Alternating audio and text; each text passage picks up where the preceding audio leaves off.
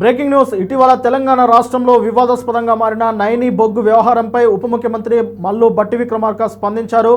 నైని బొగ్గు వ్యవహారంలో అవినీతి అక్రమాలు జరిగాయంటూ హరీష్ రావు గారు కిషన్ రెడ్డికి లేఖ రాసిన విషయం తెలిసిందే. ఈ లేఖ నేపథ్యంలో భట్టి విక్రమార్క గారు స్పందిస్తూ హరీష్ రావు గారు లేఖ రాయడం మంచిదే అయింది. ఎవరి ప్రయోజనాలు దాగి ఉన్నాయో, ఎవరు అవినీతి అక్రమాలకు పాల్పడ్డారో ఇది ప్రజలకు కూడా తెలియాల్సిన అవసరం ఉన్నది. ఇది ఖచ్చితంగా మేం సైతం సిబిఐకి అప్పగిస్తామంటే స్వాగతిస్తున్నట్లుగా ఆయన ప్రెస్ మీట్లో భాగంగా మాట్లాడారు. మొత్తానికి భట్టి విక్రమార్క గారు ఏం మాట్లాడుతున్నారో ఓల్గా టైమ్ స్క్రీన్ పై చూడొచ్చు. గారిని నేను ఇప్పుడు కూడా ఐ వెల్కమ్ హిస్ గెస్చర్.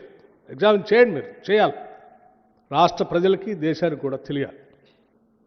కేవలం కొద్దిమంది కొందరు వ్యక్తిగత ప్రయోజనాల కోసం రాష్ట్ర ఆస్తుల్ని ప్రభుత్వాలపైన వ్యక్తులపైన అడ్డగోలు ప్రచారం చేస్తూ బతికేసేటువంటి వ్యక్తుల వాస్తవ రూపాలు బయట రావాలి.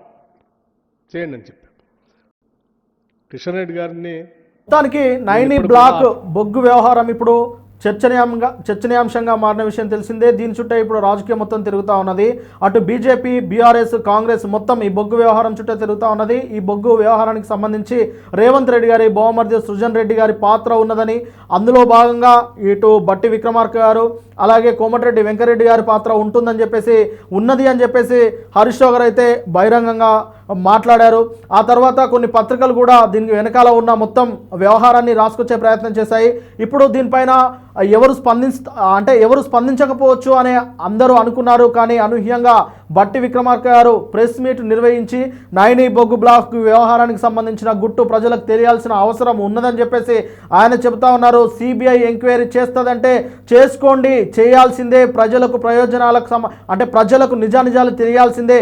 దాని వెనక ఎవరి ప్రయోజనాలు ఉన్నాయనేది కూడా సమాజానికి తెలియాల్సిందే అని చెప్పేసి ఆయన చాలా గట్టిగానే మాట్లాడుతూ ఉన్నారు. చూడాలి మరి బొగ్గు వ్యవహారంపై సిబిఐ ఎంక్వైరీకి ఆ ప్రభుత్వం సైతం సిద్ధమే అంటుంది. కాబట్టి మరి కేంద్ర ప్రభుత్వం సిబిఐ ఎంక్వైరీకి సిద్ధపడుతుందా, సిబిఐ ఎంక్వైరీని చేస్తుందా లేదా అనేది వేచి చూడాలి. ఇప్పుడు బీఆర్ఎస్ తన బాల్ను బీజేపీ కోర్టులోకి నెడితే బీజేపీ బాల్ను కాంగ్రెస్ కోర్టులోకి నెట్టే ప్రయత్నం చేసింది. కాంగ్రెస్ మైదానంలో ఉన్న బాల్ను ఇప్పుడు నేరుగా తీసుకెళ్లి బీజేపీ మైదానంలో వేశారు భట్టి విక్రమార్క గారు. ఇప్పుడు మరి బాలు బీజేపీ చేతిలో ఉన్నది. మరి బీజేపీ ఎలా ఈ వ్యవహారాన్ని ముందుకు తీసుకెళ్తుంది అనేది ఇప్పుడు ఆసక్తికరంగా మారింది.